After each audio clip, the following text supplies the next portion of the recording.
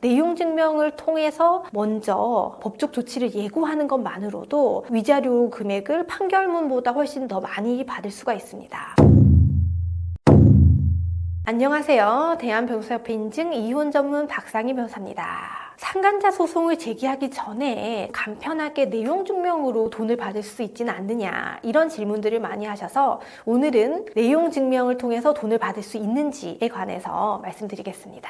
결론부터 말씀드리면 내용 증명은 돈을 받을 수 있는 그런 서류는 아닙니다. 다만 어떤 경우에는 효과가 있고 어떤 경우에는 아무런 효과가 없는 점을 설명해 드리겠습니다. 실제 실무에서는 내용 증명을 보내기 전에 상대방이 어떤 상황에 있는지를 먼저 고민하게 되는데요. 기본적으로 상대방이 가정이 있거나 혹은 고위직 공무원이라든지 직장 내에서 이 사실이 알려졌을 때 굉장히 두려움에 떨 것 같다, 그런 상황에 있는 분한테는 내용 증명을 통해서 먼저 법적 조치를 예고하는 것만으로도 위자료 금액을 판결문보다 훨씬 더 많이 받을 수가 있습니다. 저희가 실제 진행했던 사건에서는 상대방이 공공기관에 근무하고 있었고 직장 내에서 이루어진 불륜이었습니다. 그래서 어차피 의뢰인분께서도 남편과 이혼할 생각은 없었기 때문에 남편과는 혼인 생활을 계속 유지하고, 다만 상간녀에 관해서는 금전적으로라도 배상을 받아야겠다라고 말씀을 하셔서 우선적으로 내용 증명을 통해서 5천만 원을 받아내는 그런 경험이 있었습니다.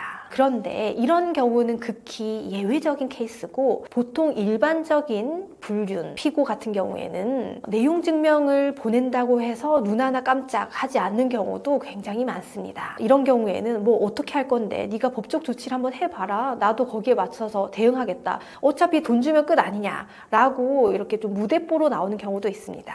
그래서 내용 증명을 날리기 전에 먼저 생각해 보셔야 됩니다. 왜냐하면 내용 증명은 상대방한테 내가 곧 법적 조치를 할 예정이다라는 것을 알려주는 거거든요. 그러면 상대방도 거기에 맞춰서 미리 변호사랑 대응 방법을 다 의논한단 말이에요. 그래서 상대에게 시간을 줄 수 있다라는 점을 유의하셔야 되고, 내용 증명을 받고 우선은 덜컥 돈을 주겠다라고 약속을 하더라도 실제로 지급이 되는지 이행이 확보되는 문제는 별개의 문제라서 내용 증명에 돈을 주겠다라고 응답하는 것만으로는 어떠한 법적 효력도 없습니다. 따라서 돈을 안 줬을 경우에는 소송을 제기할 수밖에 없기 때문에 내용 증명이 갖는 법적 효력이 굉장히 약하게 되는 거예요. 그래서 오늘은 내용 증명을 통해서 돈을 받을 수 있는 경우와 그렇지 않은 경우가 어떤지에 관해서 설명을 드렸습니다.